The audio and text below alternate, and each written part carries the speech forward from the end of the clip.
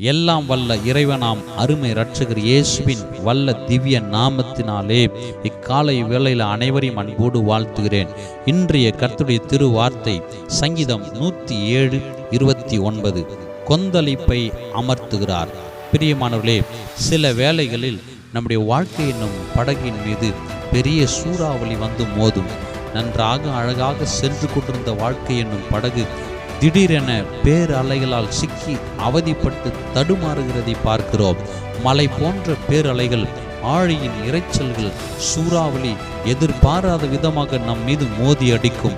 நம் படையில் இயேசு இருந்தால் போதும். திடீரென வருகின்ற பேரலைகள், கொந்தளிப்புகள் நம் இயேசு ராஜா ஒரு வார்த்தை சொன்னால் போதும் அடங்கிவிடும். அன்பு சகோதரனே, சகோதரியே, வாழ்க்கை பயணத்தில் எப்பொழுதும் இயேசுவை வைத்துக் கொள்ளுங்கள். இயேசுவோடு பயணம் செய்யுங்கள். அவர் நம்மோடு இருந்தால் போதும். எல்லா விதமான கொந்தளிப்புகளை அடக்கி அமர்த்துவார். சிலர் சொல்வதை கேட்டிருக்கிறேன்.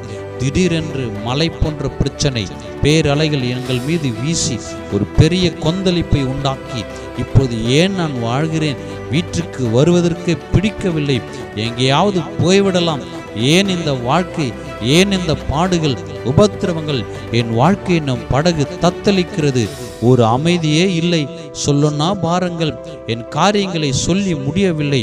இந்த வார்த்தை கேட்டுக்கொண்டிருக்கும் அன்பு நெஞ்சமே, அலைமோதும் ஆழ்கடலில் தத்தளிக்கும் வாழ்க்கையின் உன் படகை இயேசுவுக்கு ஒப்புக்கொடு.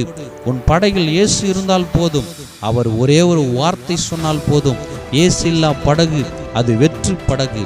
இயேசு இல்லா வாழ்க்கை அது சூன்யமான வாழ்க்கை. உன் வாழ்க்கை என்னும் படகை இயேசுவுக்கு ஒப்புக்கொடு.